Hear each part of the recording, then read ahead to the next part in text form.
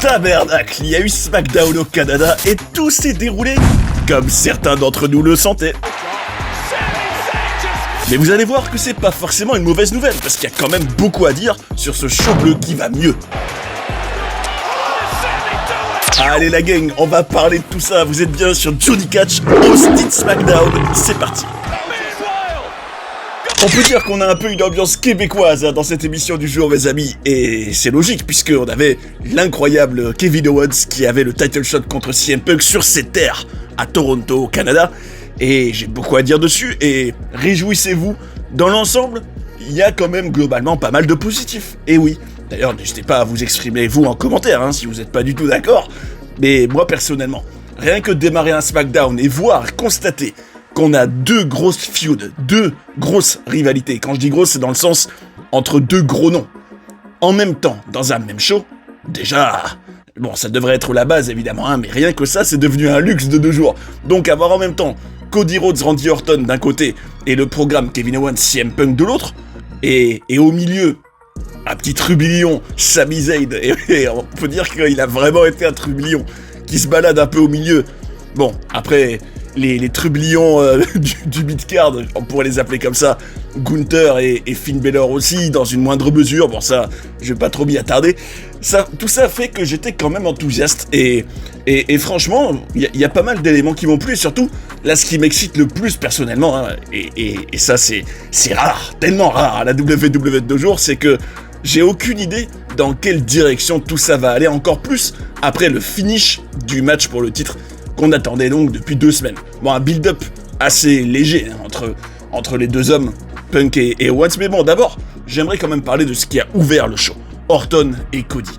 Bon, sur ça, je dois quand même dire que même en étant bon public et en me disant, bon allez, on a déjà deux gars bon, qui me divertissent en général, et puis Orton, un de mes tout préférés, malgré cette bonne volonté de ma part, c'est vrai que j'étais quand même excédé sur un point, et je pense que les habitués de la chaîne vous attendez auquel, c'est que je me dis, nom d'un chien, il y a tellement de personnel entre vous, et vous réduisez toute la feud, encore une fois dans ce SmackDown, à un babyface, entre parenthèses Cody, qui ne devrait plus l'être d'ailleurs, qui veut toujours se battre tout de suite, il dit, y'en a marre, t'es ici, je suis là, qu'est-ce qu'on attend, pourquoi on attendrait Sunday Night's Main Event, allez, Randy, on y va, on se dégomme, on se marave, y'en a marre d'attendre, et qui tease ça au public de Toronto, qui évidemment se réjouit de ça, et je me dis, ce procédé-là, les mecs, personnellement, il me tape sur le système de ouf, parce qu'on l'a vu tellement de fois, le héros de l'histoire, qui veut se battre dès maintenant, et qui tease la foule en disant, oui, regardez, on va avoir un match entre nous, on va se dégommer, allez. Je me dis, pourquoi réduire l'histoire à ça, entre un gars qui veut se battre et l'autre qui veut pas se battre? Bon, Nick Aldis est venu fourrer son pif au milieu en disant qu'ils auront plus le droit de se toucher avant Sunday Night's Main Event, sinon pas de title shot ni pour l'un ni pour l'autre derrière. En gros, on a compris que cette feud, c'est un peu une feud pour le number 1 contendership, pas officiellement, mais je veux dire, on le comprend. D'ailleurs, Orton a même été voir CM Punk en coulisses pendant le show en lui disant, juste après Cody, là, je viens pour le numéro 15, donc prépare-toi. Ce qui était quand même cool, et ce qui personnellement me donne plutôt hâte. Mais bon, avant de me projeter sur la suite, déjà je tiens à dire que c'est quand même un gâchis d'avoir une feud qui tourne essentiellement autour du fait que Orton titille un peu Cody en lui disant, ouais, t'es le bon gars, t'es le gars qui n'a pas le vice de tuer le Legend Killer, de tuer la vipère, t'as pas ce côté, comme ils disent, edgy en toi, pour aller chercher vraiment dans tes tripes, dans ton côté le plus sale, dirty, la victoire contre moi. Bon, même si ce qui est assez paradoxal, c'est que WrestleMania, c'était il y a 4 mois, et on se rappelle que Cody avait été vicieux contre Orton, justement. Il avait travaillé, c'était le dos, il me semble. En gros, il avait travaillé le corps tout le long, et il avait été plutôt dans des tactiques un peu de heel, d'ailleurs, même contre Punk à SummerSlam, c'est ce qu'il avait fait aussi, en travaillant le genou. Je me dis, soyez un peu cohérents entre ce que vous reprochez à Cody, enfin, les paroles proférées envers Cody, et la réalité des matchs, parce que Cody, pour moi, catch comme un heel depuis des mois déjà, et il a ce côté vicieux dans le ring, justement, peut-être pas dans les mots et dans l'attitude, mais c'est ça qui fait son hypocrisie aussi, en quelque sorte. Du personnage, bien sûr, hein. Donc je me dis, jouer sur ce terrain-là, en sachant d'ailleurs que c'était déjà le cas dans la route vers WrestleMania, parce que rappelez-vous, il y avait eu un segment assez lunaire d'ailleurs qui sortait de nulle part, hein, où t'avais une Stephanie McMahon qui disait à Cody « Ouais, t'as pas ce qu'il faut pour aller vaincre Orton, le psychopathe. » Je me dis, ok, bon, on a compris, ça peut être intéressant d'explorer un peu le côté obscur de Cody. Est-ce qu'il a ces qualités, bon, vicieuses et tout ça, nécessaires pour terrasser la vipère? Ok, bon, ça peut être une histoire, mais que ça tourne uniquement autour de ça et autour du fait, oui, il va falloir ne plus être qu'un bon gars. Bon, d'un côté, ça tease un peu un heel turn, ce qui n'est pas pour me déplaire, mais il y a tellement plus à raconter. Bon, même si Orton faisait référence au fait qu'il le connaît depuis des années, qu'il le connaît mieux que lui-même, bon, ça j'étais content. Enfin, des références un peu au passé. Mais bon, c'était vraiment très très très superficiel. Et en fait, c'est uniquement basé sur le présent, leur feud, hein. C'est comme si, en fait, les deux gars n'avaient pas du tout 20 ans d'histoire derrière eux. Je me dis, on fait comme si tout ça, il n'y avait pas de matière à y piocher, et c'est bien dommage. Le seul truc qu'on nous a mis sous la dent, et moi personnellement, je vous le dis, il me plaît pas ce truc, c'est que Cody a dit qu'il allait mettre fin au Legend Killer, et que ça, c'était pas une prédiction, c'était un spoiler. Et à qui ça fait référence? Vous l'aurez compris, le gars qui nous bassine avec cette phrase depuis plus de 10 ans maintenant, je parle bien sûr de Paul Heyman.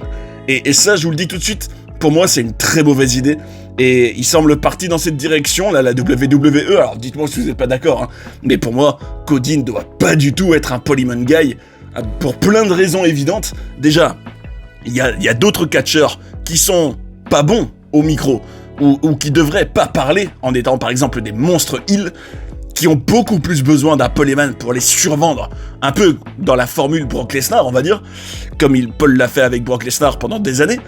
Il y en a d'autres de catcheurs qui en ont bien plus besoin, largement.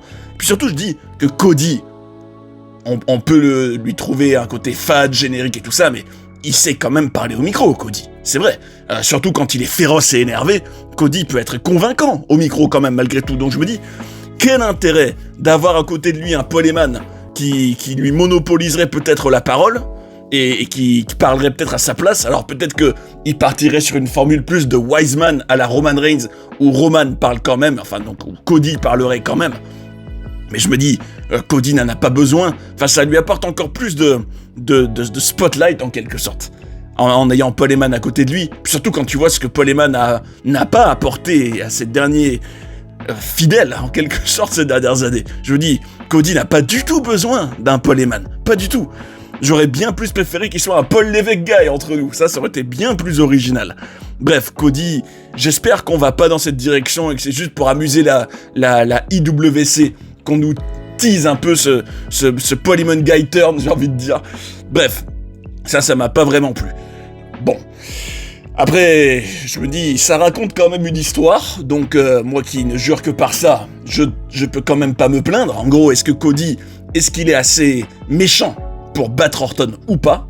Et on aura une vraie réponse, hein, à Sunday Night Main Event, parce que ça se trouve, Cody va faire un truc hyper heel pour massacrer Orton, et ce sera définitivement son heel turn, ça se trouve. Hein. Ça se trouve, il y aura Paul Heyman, et ça on peut s'y attendre. Bon, c'est pas vraiment l'histoire que j'aurais aimé, mais il y a quand même une histoire. Mais bon, en tout cas, ce qui était vraiment le plus excitant peut-être, c'est de se dire que Orton donc est allé voir Punk pour un peu teaser la suite. Et à ce moment-là, qu'est-ce que je vous dis? Je vous dis, j'ai un peu l'impression, j'y avais fait référence dans une des dernières émissions, d'être un peu de retour, dans une moindre mesure, à l'automne 2008 de SmackDown. Alors là, vous dites, Johnny, comment oses-tu comparer cette époque glorieuse à celle-ci? Oui, sur ça, vous avez raison, c'est pour ça que j'ai dit dans une moindre mesure. Hein. C'est dans le sens où, avec Orton Cody, qui ont leur programme, Punk Owens, est-ce qu'il y aura encore une suite de la rivalité? Je pense quand même que oui. Avec un Zayn au milieu, et allez, on va donner plus d'importance qu'il en a vraiment à un Gunther, je me dis, et puis potentiellement un Trick Williams bientôt aussi, s'il gagnait la mallette Money in the Bank par exemple, je me dis, ça te fait quand même 6 mecs en même temps qui postulent au titre, qui sont tous les 6 presque autant crédibles pour gagner dans un title match. Et je me dis, c'est quand même rare, hein, et ça rappelle un peu quand SmackDown avait en même temps, rappelez-vous, Jeff Hardy, Edge, Triple H, l'Undertaker, Big Show, Vladimir Kozlov. Je me rappelle que cette période-là, je l'avais adoré dans le show bleu. Bon, c'est vrai que un Finn Balor, par exemple, qu'on a vu en coulisses interagir avec Owens avant le main event, quelques minutes avant, je me dis, quel intrus quand même. Bon, je sais que je vais pas me faire que des amis en disant ça, mais pardon, mais tu mets un Balor à côté d'un Orton, même d'un Cody, je me dis, quel intrus, il a rien à faire pour moi dans le title picture, ce type. Et j'ai rien contre lui humainement, hein, je précise. Mais je trouve que il a pas sa place au milieu de tout ça. Mais bon, il y a quand même beaucoup à dire sur le main event, justement, et on va en parler dans quelques instants, mes amis. Mais avant ça, un autre sujet quand même intéressant, ce qui concerne le reste du show, et notamment les meufs, la division féminine, et notamment, c'était quand même la première vraie apparition, enfin, le premier match, ça était censé l'être avant qu'elle la massacre complètement et qu'il n'y ait même pas de match. Je parle de Blake Monroe. Certains d'entre vous se demandaient ce qu'elle était devenue. On a la réponse après je sais pas combien de mois là. Ils ont enfin décidé de lui donner une opportunité contre la pauvre Giulia. D'ailleurs, là j'ai un coup de gueule, hein, je peux pas m'en empêcher. C'est hallucinant quand même, la pauvre Giulia. Je veux dire, à quoi ça sert de faire progresser quelqu'un dans les échelons, notamment par NXT, d'avoir tout un processus qui dure quand même un certain temps, hein, dans une promotion, en l'occurrence la WWE, tout ça pour censé l'améliorer, la développer, etc., pour qu'au final, au moment où elle arrive dans le roster principal, on la fasse perdre, jusqu'à aller vers ce qui pour moi semble inévitable maintenant, hein. Je me dis, Giulia, à la manière d'un Ilya Dragunov, là, bon, même si lui, le contrat s'était expiré et il a pas renouvelé, mais il a eu raison, vu comment on le traitait, je me dis, malheureusement, ça sent très mauvais, hein, pour Giulia. Je me dis, la prochaine vague de licenciement, Giulia, je prendrais un parapluie, hein, si j'étais toi. C'est vrai, malheureusement. Et je me dis, à quoi ça sert, bon sang, d'accompagner quelqu'un pendant toute cette évolution, pour au final, au moment où ça compte le plus, faire que des défaites. Et je me dis, pourquoi même eux-mêmes se saboter à ce point-là? Je comprends pas. D'ailleurs, on en a encore une fois la preuve, hein. À l'époque, on se disait, est-ce que c'est Vince McMahon qui sabote les protégés de Triple H en changeant complètement les catcheurs qui arrivaient de NXT? Bah là, pardon, hein, mais combien de types ou de meufs qui venaient de NXT, Triple H, qui devrait pourtant être très sensible à ça, puisque c'est quand même son bébé, NXT, combien de catcheurs il a saboté lui aussi? Bah plein, hein, et Giulia en est la dernière illustration en date, et c'est bien dommage. En tout cas, Blake Monroe, qui se comporte comme une heel vicieuse, je me dis, bah c'est un peu trop similaire à Tiffany Stratton selon moi. Alors pas actuellement, parce que Tiffy est face, c'est sûr, mais je me dis, la petite blondinette un peu prétentieuse qui joue beaucoup sur sa beauté, sur un peu la mode, etc., un peu le côté poupée, Barbie, princesse, un peu arrogante, bah on l'a déjà vu quoi, on l'a déjà vu 1000 fois d'ailleurs, hein, c'est pas propre à une Tiffany Stratton tout ça. Donc je me dis, pourquoi ne pas développer, je sais pas, des choses plus originales pour leurs personnages, et de manière générale pour leurs histoires, puisque même en ce qui concernait Chelsea Green justement et sa meilleure amie Tiffy, je me dis, encore une fois, tout ça a mené à des matchs féminins sans le moindre enjeu, hein, dans SmackDown, et je me dis, pourquoi pas plutôt faire des scénettes qui développent des histoires, par exemple? Et ça, je me disais, pourquoi nous le faire imaginer et ne pas le faire? De quoi je parle? Chelsea Green, qui à un moment donné croise Tiffy en coulisses et qui lui dit « Oh, merci, t'es vraiment ma meilleure amie, je vais t'emmener en ville, on va faire ceci entre filles et tout ça. » Je me dis, bon, ce serait quand même plus divertissant, je pense, d'avoir, par exemple, des scénettes en ville où Chelsea et Tiffy font leurs petites activités entre elles. Je me dis, ça développe un peu leur univers en dehors des matchs et du in-ring. Au lieu de nous montrer ça, ils préfèrent faire un match féminin, encore un, sans le moindre enjeu, qui ne sert à rien. Et je me dis, c'est comme un symbole, hein, encore une fois, de ce que je dis depuis bien trop longtemps maintenant. Tout ça dégage non seulement un manque de soin et de créativité, comme d'habitude, mais aussi une puérilité globale, quand même, faut le dire. Même Charlotte Flair, Alexa Bliss, je me dis tout ça, oui, amis, pas amis, oui, oh, c'est génial, c'est le monde des bisounours, oui, mais je vais te montrer qui c'est la meilleure. Et tout ça, ça vole vraiment très bas, et je trouve ça nul à suer, ni plus ni moins.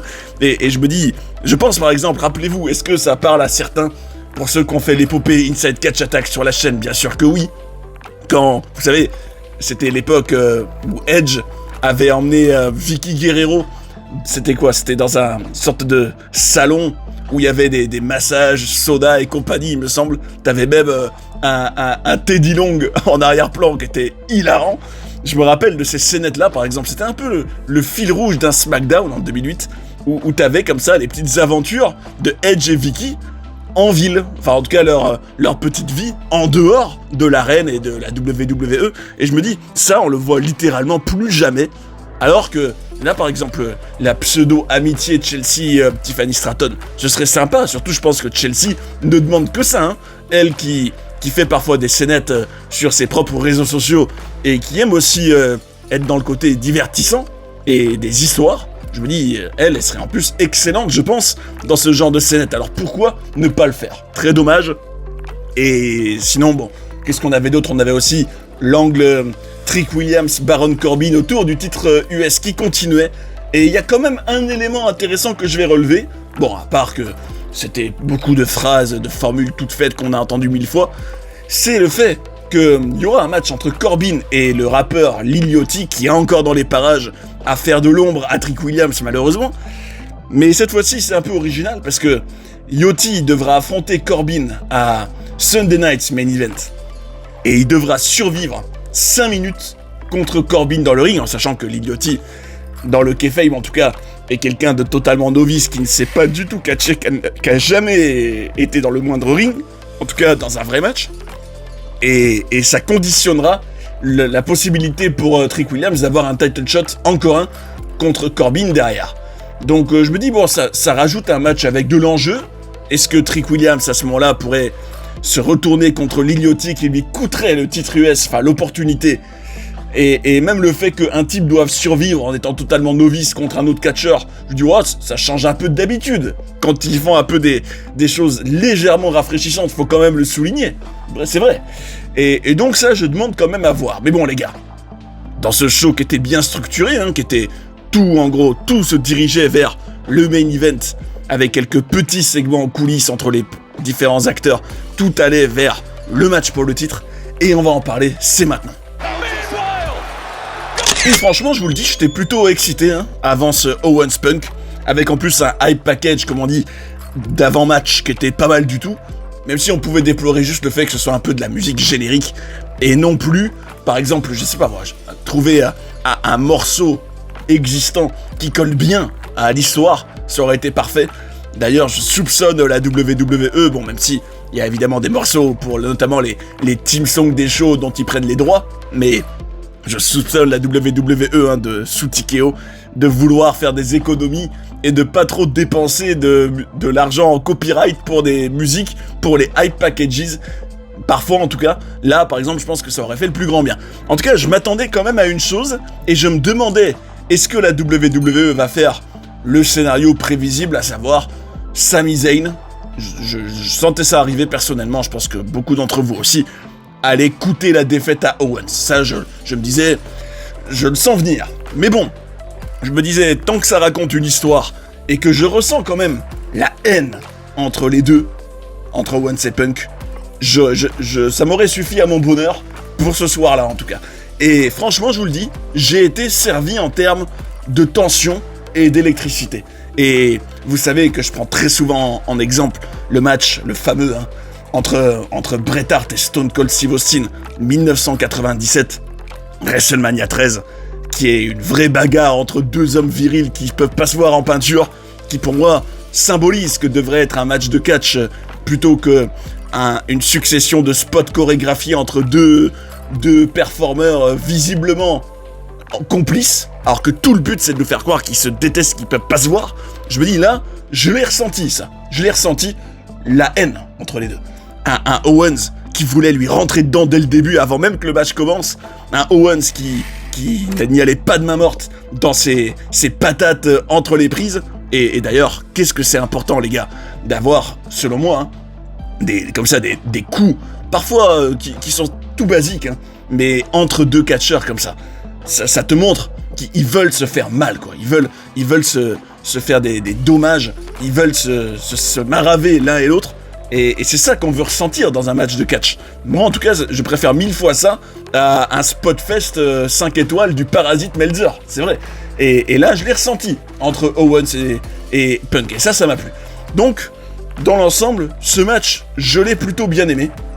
Un Punk qui était d'ailleurs dans une très belle tenue, hein, une tenue blanche avec un peu du noir et rouge en couleur un peu secondaire, ce qui lui allait très bien. D'ailleurs, Punk, on peut vraiment lui reconnaître hein, son step-up physique depuis quelques mois là. Comme quoi, ça encore une fois, il se contredit lui-même dans ses actes, où il disait à l'époque, on me donne pas le main event de WrestleMania, patati patata, mais au moment où lui dans sa vie a vraiment fait un vrai step-up physique, y compris depuis son retour hein, à l'automne 2023, on lui a donné tout ce qu'il a toujours voulu. Hein. Donc, mon cher Phil, si tu t'étais un peu plus remis en question sur ton physique vers 2011-2013, tu l'aurais peut-être eu, hein, ton main event de WrestleMania dès cette époque. En tout cas, encore une fois, il peut se plaindre, notamment dans les podcasts de Cabana jadis, mais quand il fait les efforts, ils sont récompensés, c'est vrai. Et donc je dis bravo à Punk d'avoir fait une vraie progression physiquement, et j'étais content en tout cas, on sentait de la tension et une intention aussi de faire mal. Et ça, on le voit plus assez dans le catch actuel. Sentir que le but de l'un, c'est pas de faire la plus belle prise qui va provoquer un chant This is awesome ou OMG moment. Non. Sentir que le but de l'un, c'est vraiment de faire mal et de tout faire pour gagner. Ça, c'est trop rare qu'on le ressente. Donc, je dis bravo. Bon, mon seul regret dans ce match, hein, c'est qu'on n'a pas échappé au ref bump habituel qu'il y a maintenant littéralement dans tous les main events. Rappelez-vous de SummerSlam, c'est pendant un ref bump que après t'as le finish qui mène au retour d'Orton entre Cody et Punk. Pareil pour Rollins et Roman, où c'est aussi un ref bump qui mène à toute ce qui était la séquence la plus psychologique du match. Et c'est ouf comme, même je rappelle pendant tout le règne de Cena l'année dernière, c'était tout le temps pareil, c'était ref bump pour que Cena puisse mettre le coup de ceinture. Je me dis, nom d'un chien, est-ce que vous savez construire un match où il n'y a pas de ref bump ? Ça m'a saoulé, personnellement, c'est tout le temps pareil. Et évidemment, le ref bump qui justifie l'intervention de Zayn, qui dans un premier temps, alors ça, je me disais, ah tiens, il va plutôt aider Owens dans un premier temps. Mais tout ça, c'était pour mener un retournement de situation où après qu'Owens ait refusé de gagner salement contre son ennemi Punk qui voulait terrasser à la loyale, et c'est tout à l'honneur d'Owens, Zayn l'a saboté, a empêché Owens de gagner en lui mettant à lui le coup de ceinture, ce qui mène, bon évidemment l'arbitre se réveille au bon moment comme d'habitude, au tombé final. Punk bat Owens à cause de Zayn, mais Zayn attaque aussi Punk à la fin. Donc Zayn, dans son sentiment d'injustice, s'en est pris à tout le monde, et ça crée quand même un peu un chaos global. Mais bon, ce chaos-là, moi, je le trouve bien, hein, je me dis, là, c'est un peu le Far West, hein, un peu comme pendant d'autres glorieuses époques à la WWE, où t'avais plusieurs gars en même temps qui veulent tous le titre, et qui ne reculent devant rien pour ça, et qui peuvent chacun tous s'affronter, hein, toutes les affiches peuvent s'imaginer hein, à l'instant T, et ça me plaît. Moi c'est juste tout ce ref bump, je me dis d'ailleurs, quitte à faire intervenir Zayn, est-ce qu'un ref bump était indispensable ? Bah on avait qu'à mettre peut-être un côté street fight pour éviter ce ref bump prévisible. Enfin bon, je me dis, ça c'est vraiment une tendance actuelle que je déteste dans tous les main events de la WWE. Mais bon, en tout cas, mes amis, là, on peut se projeter et se dire, ça se trouve, ça mène à un Punk Owens Zayn en triple threat bientôt, peut-être à Money in the Bank d'ailleurs. Hein. Même si d'un autre côté, je me dis, on nous a teasé Punk Orton. Donc est-ce qu'ils vont plutôt partir sur un Punk Orton post-Saturday Night Main Event ? Ou alors, et ça personnellement, c'est ce que j'aimerais voir. Alors même si les possibilités d'avance, j'aimerais les voir aussi, mais peut-être que l'aboutissement, le payoff de toute cette situation pourrait être un fatal 5-way entre Punk, Orton, Cody, Zayn Owens. Je me dis, quand tu connais un peu les liens, l'historique entre chacun des protagonistes, là franchement, ça pourrait quand même créer une situation ultra excitante avec un gros suspense, hein, d'avoir un fatal 5-way comme ça pour le titre et à élimination dans l'idéal. Ça, franchement, j'aimerais bien voir ça. Et pourquoi pas des Money in the Bank, hein, mes amis. Bon, c'est quand même dans plus d'un mois. Mais bon, Sunday Night Main Event est déjà bouclé, hein, c'est déjà Orton Cody. Pourquoi pas d'ailleurs faire le triple threat Punk Owens Zayn à Sunday Night Main Event. Bon, ça m'étonnerait beaucoup qu'il le fasse, hein, parce qu'il y a déjà... il y a aussi Obafemi Bron Breakker, donc ça m'étonnerait qu'il le fasse là. Mais pourquoi pas le faire dans un SmackDown, peut-être dans ces eaux-là aussi, ce triple threat, pour mener un Fatal 5-Way à Money in the Bank. Surtout que je me dis, pour moi, ces 5 acteurs-là n'ont pas du tout besoin de la mallette Money in the Bank. C'est déjà des main eventers bien établis. Et je me dis, ça laisserait justement plus d'opportunités à des jeunes catcheurs pour le match Money in the Bank. Je veux dire, pour moi, un Cody Rhodes ou un Randy Orton n'a rien à faire dans le match de l'échelle de Money in the Bank. Parce que pour moi, ils ont déjà des opportunités pour le titre sans avoir de mallette du tout. Et surtout, ils n'ont pas besoin de ce spotlight-là à leur niveau. Donc je me dis, tant mieux, ça donnerait plus de place à des Bron Breakker, peut-être des Ethan Page et compagnie pour la mallette. Donc en tout cas, mes amis, je retiens qu'il y a du chaos, et ça me plaît. Par contre, j'ai une réflexion, je me le disais en voyant Punk, je me disais, là, c'est vrai qu'il s'est quand même pas mal comporté comme un heel, hein, à Toronto, en faisant un peu des mimiques à la Hulk Hogan. D'ailleurs, on notera que Owens a fait le sharpshooter sur Punk, ce qui rappelait un petit peu Bret Hart, Shawn Michaels, époque Montréal Screwjob, un peu. Et à l'inverse, on avait un Punk qui jouait sur l'hostilité de la foule. Donc je me dis, les gars, mais tournez le heel complètement, qu'est-ce que vous attendez? Mais a priori, d'après certaines rumeurs, hein, à prendre avec des pincettes toujours, on considérerait qu'un heel turn, de Punk notamment, serait mauvais pour le business.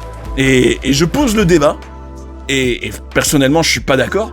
Je me dis, est-ce que si on mettait Punk en heel maintenant, est-ce que ce serait mauvais pour le business? Alors, qu'est-ce que ça veut dire, mauvais pour le business? Est-ce que ça voudrait dire qu'il y aurait moins de tickets vendus et surtout, moins de t-shirts et de produits dérivés vendus pour Punk? Ben, à la limite, si on était dans un ancien temps où les heels, on ne mettait même pas en vente leurs marchandises, hein, enfin leurs produits dérivés, parce qu'on ne voulait pas que les gens encouragent les heels. Et ça, d'ailleurs, dans le catch old school, les heels l'assumaient totalement. Hein. C'était, non, moi, mon rôle, c'est de créer de la hit pour mettre en avant les babyface. Et en heel, je ne prétends pas vouloir être encouragé. Au contraire, je cherche à être le plus détesté possible.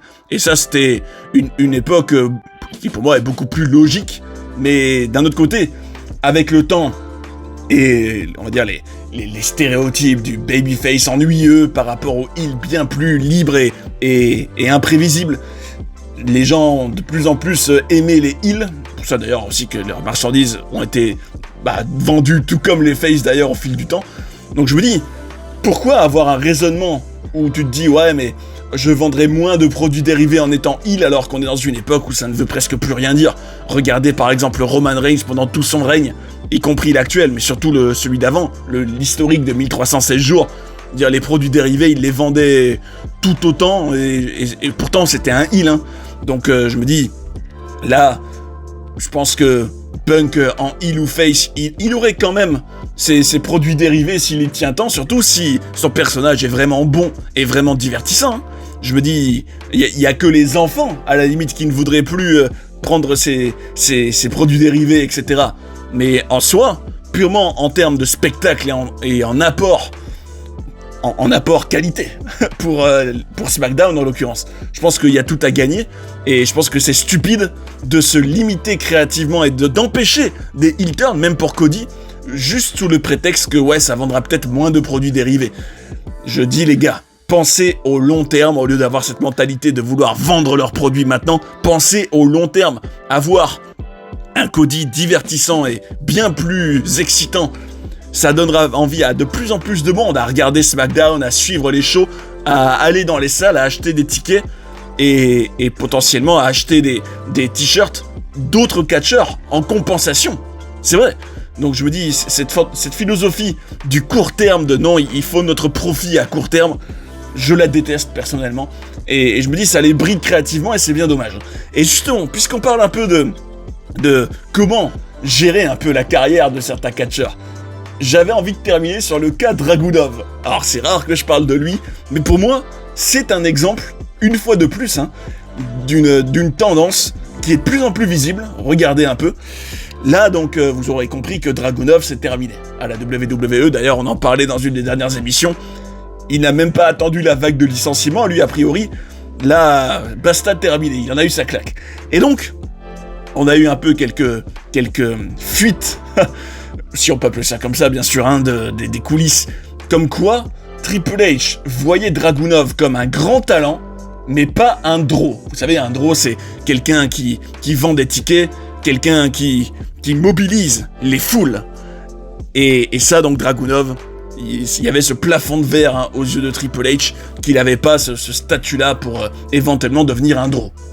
Mais à ce moment-là, ça m'a vraiment fait poser un débat dans ma testasse en buvant mon thé. Je me disais, mais Triple H, tu ne vois pas Dragunov comme un draw. Ok, mais n'est-ce pas ta mission, à toi, en tant que chef du contenu de mes Rubibi, là, de responsable créatif ouais, de Wish, n'est-ce pas ta mission, à toi, Triple H, de faire de Dragunov un draw? Ça, je trouve ça vraiment très bizarre. C'est presque schizophrénique comme situation. Où t'as les responsables créatifs, et notamment Triple H, qui dit...